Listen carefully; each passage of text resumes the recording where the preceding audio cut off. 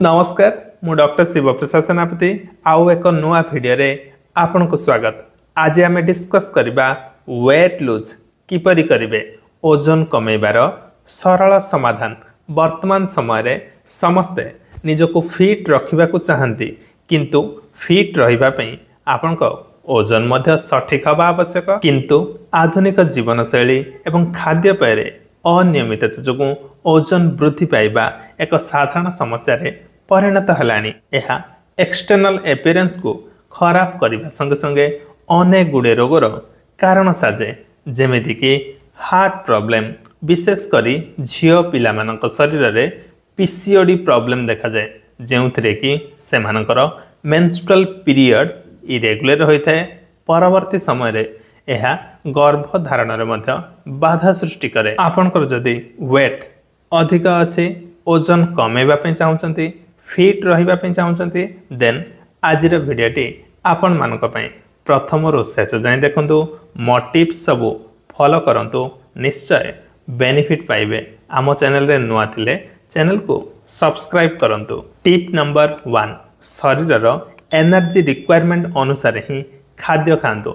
अत्यधिक खाद्य खाइबा बंद करंतु, जेतिकी दरकार सेतिकी ही खाइबे। एक्सेस खाद्य खाइबा द्वारा एक्स्ट्रा कैलोरी बर्न होई पारेनी, जहाँकि आपनक शरीर रे कार्बोहाइड्रेट एवं परवर्ती समय रे फैट आकार रे विभिन्न पोर्शन रे डिपोजिट हेक रुहे एवं वेट गेन रो कारण साजे। टिप नंबर 2, किछि खाद्य अछि जहाँकि आपनकर वेट गेन बहुत शीघ्र करांती। सेथि मध्यरु गोटे होची मीठा एवं मीठा जातीय खाद्य। आपन जदि वेट लूज करबा पे चाहउचंती, देन मीठा एवं मीठा जातीय खाद्य निश्चय एवॉइड करंतु। एथिरे हाई कार्बोहाइड्रेट कंटेंट अछि, जहाँकि वेट गेन रो कारण साजे। टिप नंबर 3, रिफाइंड प्रोडक्ट जेमिति कि मैदा एवं मैदा प्रस्तुत खाद्य एवॉइड करंतु। Cakes, cookies, pizza, burger, pastry, ice cream, chocolate एसबु ठारू दूरे रुहंतु। Junk food, fast food, biryani, chow mein, Maggi एसबु रे मध्य मैदा कंटेंट अधिक रहउची। एसबु आपनकर वेट गेन बहुत फास्ट करांती। बाहर मिलुथबा तेल छणाछणी खाद्य, बरा, पियाजी, पकुड़ी, सिंगड़ा, पूरी एसबु ठारू मध्य निजको दूरे रखंतु। टिप नंबर 4, बहु जिनस मना कली खाइबा पे, देन कौन खाइबे? प्रति मील रे ग्रीन सलाड इंक्लूड करंतु। ग्रीन सलाड रे आपण डिफरेंट टाइप रो वेजिटेबल्स ऐड करि परबे, जेमिति कि पियाज, काकुड़ी, टमाटो, गाजर, बीट, मूला एसबु पनीपरिबा होची लो कैलोरी फूड। भात खाइबा पूर्वरु आपण जदि गुड अमाउंट रो सलाड खाइ दियंती, देन पेट पुरला पुरला भलिया लागिवो एवं एक्स्ट्रा भात आउ खाइबा को इच्छा हबनी। बहु जनक धारणा कि डॉक्टर माने काहे कि सलाड खाइबा को कहंती वेट लूज करिबारे। एहा किभली वेट लूज करिबारे हेल्प करबो, एटा हला तार लॉजिक कि पेट पुरिला भले लागिवो, एक्सेस खाइबा को इच्छा हबनी, सो दैट वेट गेन हबनी। टिप नंबर 5, जहाँ भी खाउचंती टिके गरम थिबो खाइबे। गरम गरम खाइबा फल रे कोन हबो ना बॉडी रो मेटाबॉलिज्म प्रोसेस फास्ट हबो, डाइजेशन प्रक्रिया प्रॉम्प्ट हबो, सो दैट एक्स्ट्रा एनर्जी आउ शरीर रे लागिवनी कि वेट गेन मध्य हबनी। Tip number 6, most important 20-20-10 rule. एही 20-20-10 रूल कोन ना प्रति थर खाइबा पई एटलिस्ट 20 मिनिट समय नियंतु। तर तर होई कि खाई दियंतुनी। प्रति बाइट को एटलिस्ट 20 थर भल से चोबांतु। खाद्य को भल से चोबई खाइबा द्वारा पाटीर थिबा लाळ रे खाद्य भल से मिसी पारिबो। लाळ रे सालाभेरी एमाइलेज नामक एक एंजाइम रहिछि, जाकी आपण खाउथुवा खाद्य को डाइजेस्ट करिबारे हेल्प करिबो। देन प्रति थर खाद्य खाई सारिबा परे एटलिस्ट 10 मिनिट समय चालंतु, जहा द्वारा कि एक्स्ट्रा खाद्य रु मिलुथुबा एक्स्ट्रा कैलोरी बॉडी रे लागिबनी एवं वेट गेन मध्य हबनी। टिप नंबर 7, यह जानिबा पूर्वरु आपनको सहित इंट्रोड्यूस करिबी एक आयुर्वेदिक मेडिसिन फाइटिका हेल्थ केयर प्रोडक्ट्स रो लेट इट मेल्ट कैप्सूल। बहुत जन आसिकी पचारती कि वेट लूज करने किसी मेडिसिन अच्छी कि सेमाने ट्राई करें यही लेट इट मेल्ट कैप्सूल। यह आपन को ओजन कमेबारे साहाय्य करिवो। मार्केट रे ऑलरेडी नंबर ऑफ कंपनी रो different weight lose product already available अच्छे, किंतु से सबुठारु एही फाइटिका हेल्थ केयर प्रोडक्ट्स रो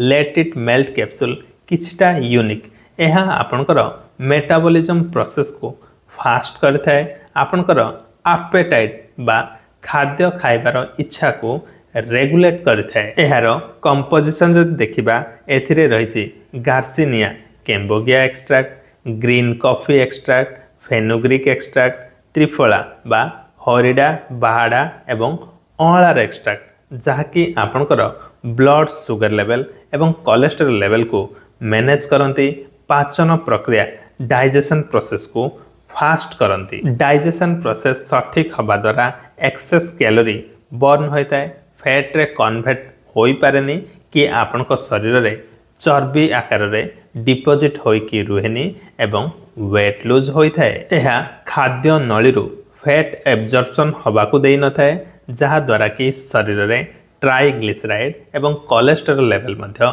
कमी थाए। तेणु आपण जदि वेट लूज करबा पे चाहउछथि देन यूज करि परिबे एही फाइटिका हेल्थ केयर प्रोडक्ट्स रो लेट इट मेल्ट कैप्सूल। एही कैप्सूल केमिति यूज करिवे ना बहुत इजी, दिन को दुईटी, सकाळे गोटे एवं रातिरे गोटे खाद्य पूर्वरु। आउ एक इम्पोर्टेंट कथा है कि खाद्य भली ओजन कमेबारे पानीर भूमिका मध्य गुरुत्वपूर्ण।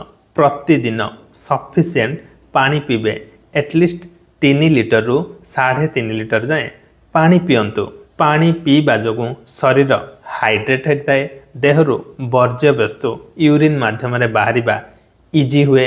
आउ एक बेनिफिट है कि पानी पीवा जोगु पेट फुल फुल लागिबो एवं एक्सेस खाद्य खाइबा को इच्छा हबनी एवं वेट लूज हबो। एही लेट इट मेल्ट कैप्सूल को प्रायतः समस्ते यूज करें, जेहेतु यह एक आयुर्वेदिक प्रोडक्ट। यार सेमती कौन साइड इफेक्ट नहीं, किंतु केउ माने यूज करें ना गर्भवती महिला, स्तनपान करुवा महिला किंबा आपण जदि लॉन्ग टर्म कौन मेडिकेशन रे अछंती। यह आपण जेकोसी ऑनलाइन एप्लिकेशन रे इजिली पाइबे। यह ओजन कमेबार एक सप्लीमेंट मात्र, किंतु for better benefit for better result आपण मेडिसिन सहित निज खाद्यपेय एवं डेली एक्टिविटीज रे मध्य चेंजेस आनिबा को हबो। टिप नंबर 7, प्रतिदिन सकाळु चा कॉफी पीबा बदल रे आपण अल्प उषुम पानी रे कोटे कंप्लीट लेंबू चिपुड़ी की पियंतु।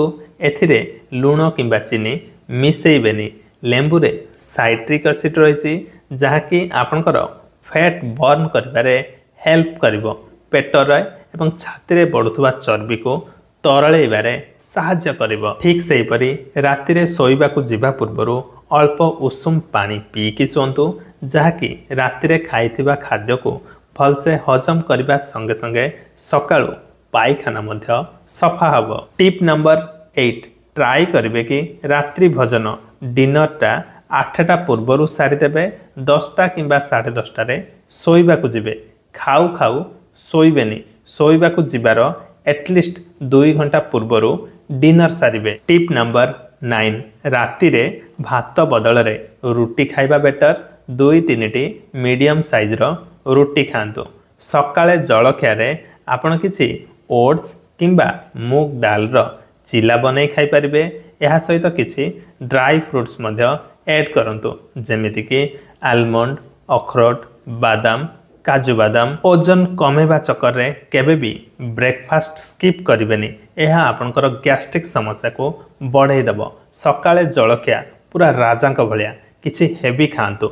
लंचटा नॉर्मल लोकंक भली एवं डिनरटा पूरा भिकारींक भली पूरा लाइट फूड नेबे। एहार कारण होची डे टाइम रे आम बॉडी एक्टिव रही थाए, जहा द्वारा कि एनर्जी रिक्वायरमेंट हुए, किंतु राति रे आमे सोइबा को जाऊ बॉडी कौनसी एनर्जी रिक्वायरमेंट करेनी।